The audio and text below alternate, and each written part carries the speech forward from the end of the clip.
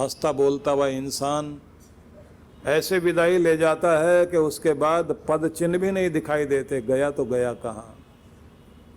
जाने वाले की याद आती है, जाने वाला याद आता रहता है, लेकिन जाने वाला लौट कर नहीं आता। टूट कर बिखर जाए पत्ते तो डाल पर वापस नहीं लगते, बह जाए पानी तो वापस आया नहीं करता, बीत जाए वक्त तो लौटता नहीं, जाने वाला चला जाए यादें आती रहती हैं, वो लौट कर नहीं आया करता। यही है जिंदगी, इस सच्चाई को जानना चाहिए। ये जिज्ञासा जब मन में उठती है और प्रश्न उठते हैं तो उसके बाद मन में भक्ति आती है कि जरूर इस दुनिया में कोई एक शक्ति है जिसके चलाने से दुनिया चलती है, जिसके बनाने से दुनिया बनती है, जो बुलाता भी है और वापस भेजता भी है। वो दुनिया का मालिक कोई है जरूर। उसके नाम अनेक हो सकते हैं लेकिन सुनने वाला तो कोई एक है जरूर। हाथ फैलाने वाले अनेक हैं, झोली भरने वाला तो कोई एक ही है, लेकिन है जरूर। तो आता है ना ध्यान बार बार, ये जिज्ञासा है जो भगवान की भक्ति जगाती है। तीसरी बात उन्होंने कही है, आर्तो जिज्ञासु अर्थार्थी ज्ञानी च भरतर्षभ। कुछ वे हैं जो भगवान से मन्नत पूरी करने के लिए ही प्रार्थना किया करते हैं, इसलिए वो ढूंढते रहते हैं कौन से मंदिर में जाने से बात बनेगी। लोगों को लगता रहता है कि कौन सा मंदिर चल रहा है आजकल, वहीं लाइन लगा के खड़े हो जाते हैं। तो ऐसे भी लोग बहुत सारे हैं जो मनोती के लिए जाते हैं। उनको भगवान से मतलब भगवान को कम चाहते हैं, भगवान से ज़्यादा चाहते हैं। तो भगवान को चाहने वाले कम, भगवान से चाहने वाले ज़्यादा। ये भगवान दे दे, वो भगवान दे दे, भगवान मेरी ये कामना पूरी कर दे फिर तो मैं मानूं, और अगर मेरी कामना पूरी नहीं होती तो बस फिर तो मेरा विश्वास ही हट जाएगा। बहुत जल्दी अपने विश्वास को तोड़ लेते हैं हम लोग। तो इस तरह के भी भक्त हैं, लेकिन भगवान कहते हैं कि चौथी तरह का भक्त वह है जो ज्ञानी है, जो विवेकी है, जो समझदार है, विवेक पूर्वक भक्ति करता है। तो भक्ति के दो पंख हैं, एक ज्ञान और एक कर्म। दोनों के द्वारा ही उड़ान भरिए।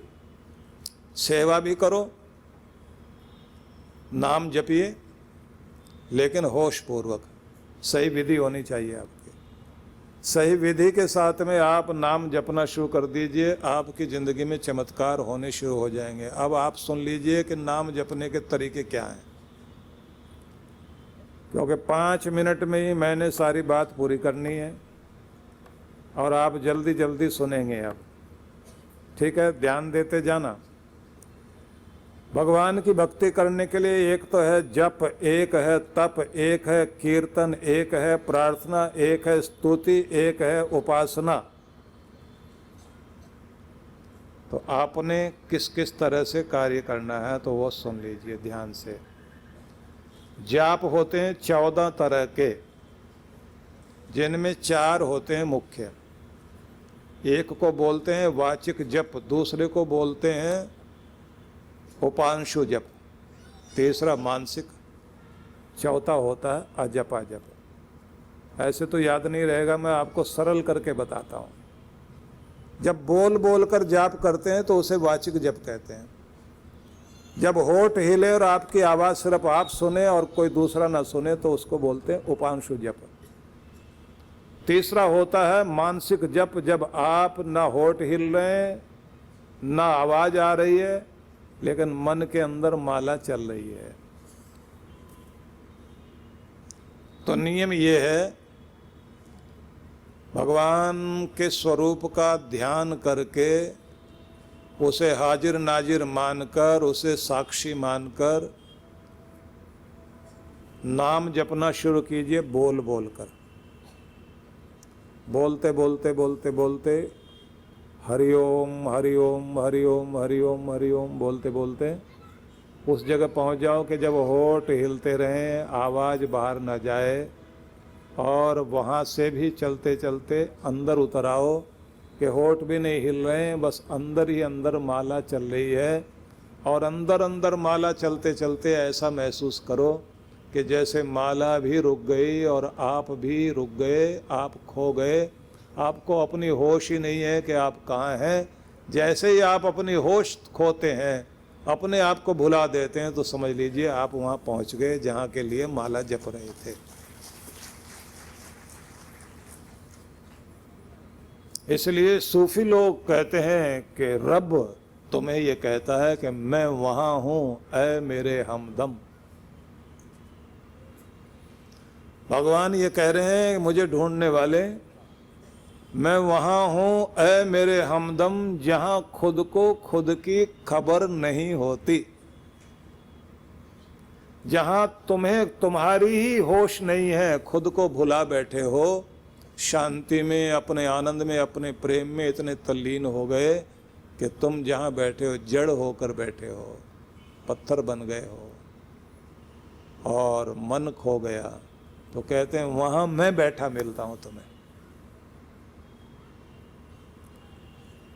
तो अपने जाप को वहाँ तक पहुँचाइए। ये 3 तरह के जाप हो गए। अब चौथा जाप वो होता है चलते फिरते उठते बैठते, दिखाई देता है आप दुनियादारी कर रहे हैं, लेकिन अंदर अंदर जाप चल रहा है, भगवान का नाम चल रहा है। अब ये कैसे संभव है? ये संभव तब है जब आप परमात्मा के नाम को कीमती समझें और दुनिया के काम को आप गौण कि ये तो करना होता है, लेकिन महत्वपूर्ण कौन? भगवान से बढ़कर कीमती दुनिया में, मूल्यवान दुनिया में कुछ भी नहीं। जब ये समझते हैं तो अंदर अंदर वो याद आता है। कैसे? आपके हाथ में 2000 के नोटों की गड्डी हो और आप गिनने बैठे,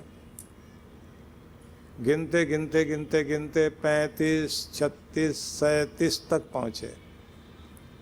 इतनी देर में बेटा आ जाए और कहे कि ज़रूरी फ़ोन आया है आपका, आपके दोस्त का, जहां आपने जाना था वो बात करना चाहते हैं। तो आपका ध्यान जहां चल रहा था आप उसकी तरफ नहीं देखते, आप फटाफट राउंड फिगर पर चले जाते हैं। 36, 37, 38, 39, 40, 40 पर गए। अब वहाँ आपने अंगूठा टिका लिया और अंदर अंदर क्या बोल रहे हैं? 40, 40, 40। बाहर क्या कहते हैं? हाँ किसका फ़ोन है? 40, 40। अंदर दोहराते हैं 40, 40। किसका फ़ोन है? 40, 40। क्या कह रहा है वो? 40, 40। अब वो 40, 40 बाहर वाले को नहीं सुनाई दे रहा, वो सिर्फ आपको सुनाई दे रहा है। हाँ उसको कहो कि मैं अभी फ़ोन करता हूँ 5 मिनट में, 40, 40।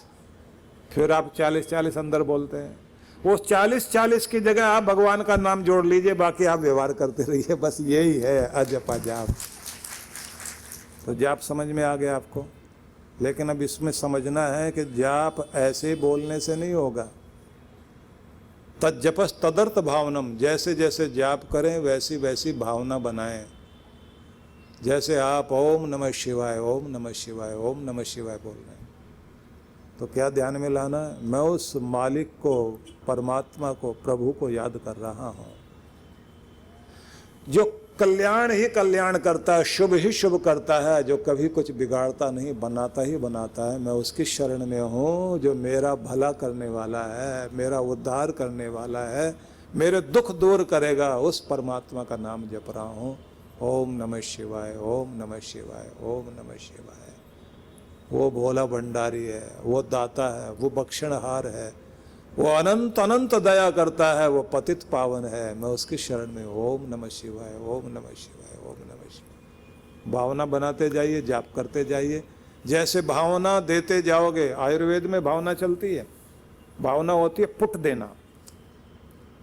जो होम्योपैथिक मेडिसिन में पोटेंसी होती है, उतने झटके दे करके उस मेडिसिन की गुणवत्ता बनाई जाती है। ऐसे जाप में भी नियम होता है, ऊपर से भावना बनाते रहो और जाप करते रहो। भाव विभोर, भाव विभोर, भाव विभोर होते चले जाओ, जाप करते चले जाओ, तो तो बस वो जाप आपका भगवान के चरणों तक जोड़ कर आएगा आपको। समझ में आ गया सबको? अब अगली बात बताता हूँ जल्दी जल्दी, पर जल्दी का मतलब ये नहीं कि आपको पहला भूल जाओ और अगला बताना शुरू कर दूं, इसलिए पक्का करा रहा हूँ। अगली बात, अगली चीज है सिमरन करना। तो सिमरनी रखो अपने हाथ में, 27 मनकों की सिमरनी। सिमरने का मतलब होता स्मरण करना, जिसके द्वारा याद बनी रहे उसकी। तो सिमरन से सुमरण होता है,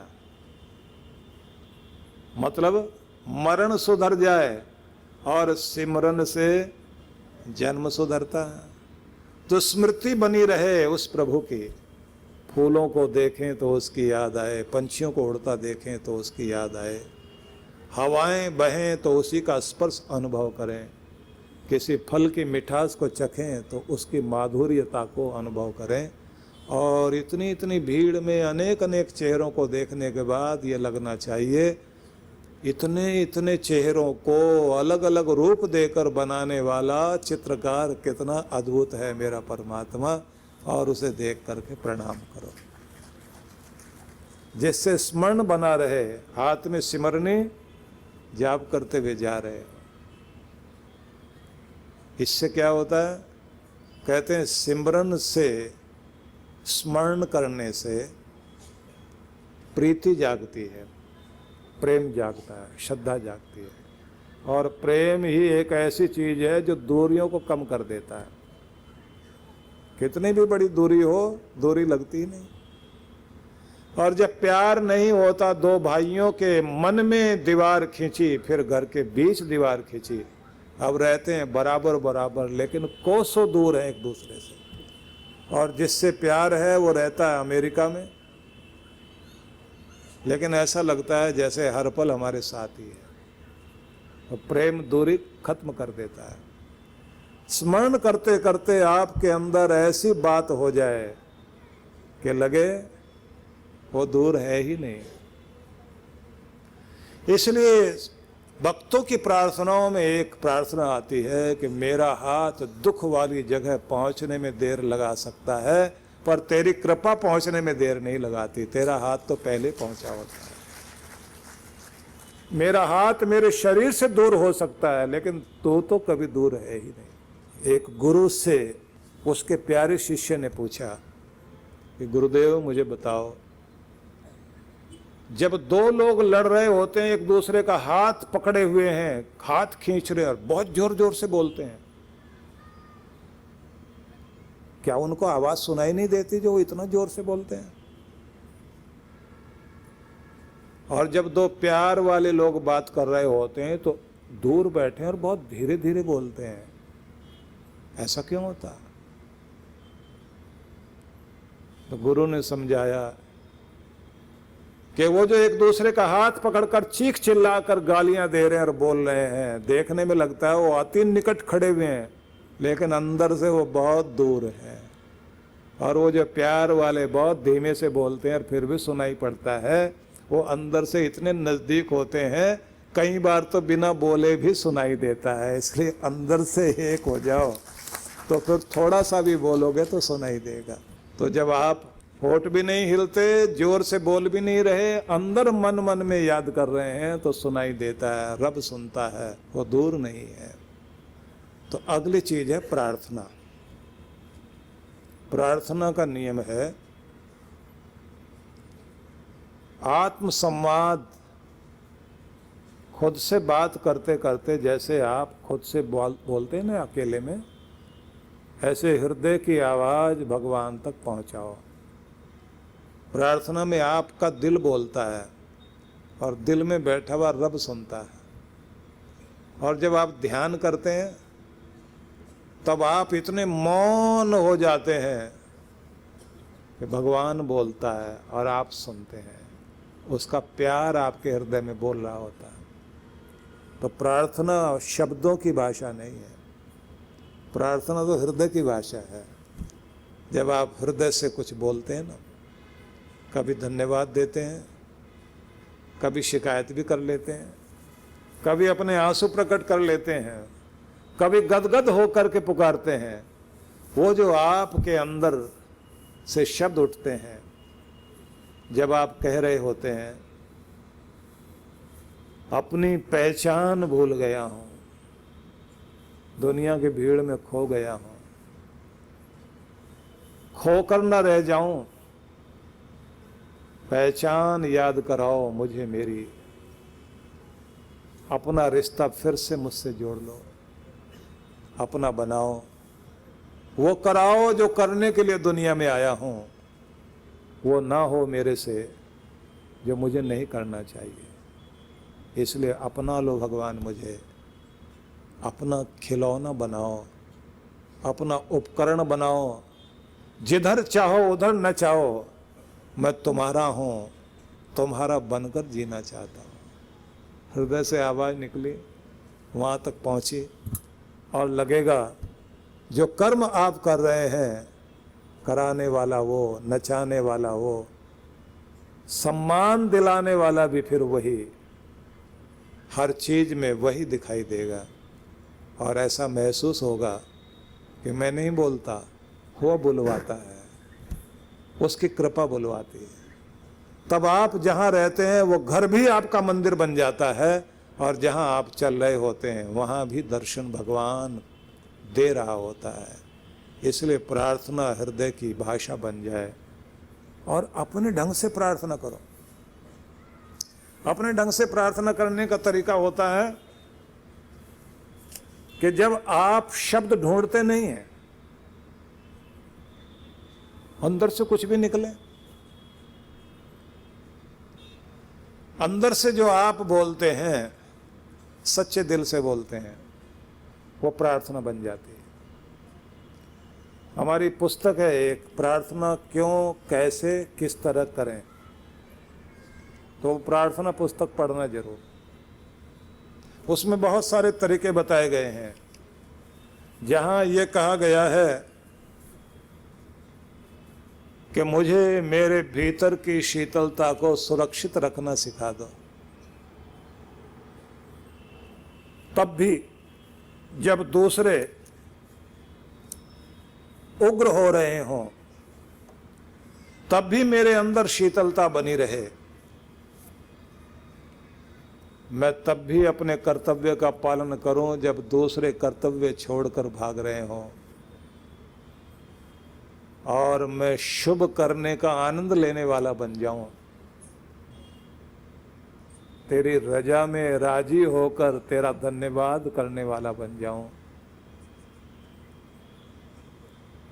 मैं तब भी उग्र ना हूं जब मेरे ऊपर क्रोध की बौछार हो रही हो, क्योंकि मैं एक ही चीज चाहता हूं कि मेरे भीतर की शीतलता सुरक्षित रहे तेरे आशीर्वाद के सहारे। जब आप ये प्रार्थना करते हैं तो निश्चित रूप से आपके अंदर वो प्रार्थना शीतलता देना शुरू कर देती है। तो इसके लिए एक तरीका ये भी है कि आप प्रार्थना गीत बोला करें।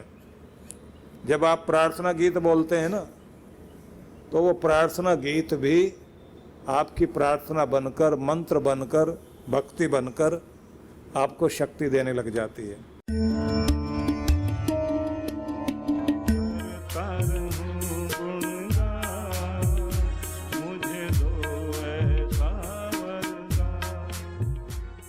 The World Awakening Mission of Canada welcomes His Holiness Sudhanshu Ji Maharaj and Dr. Rajka Didi Ji.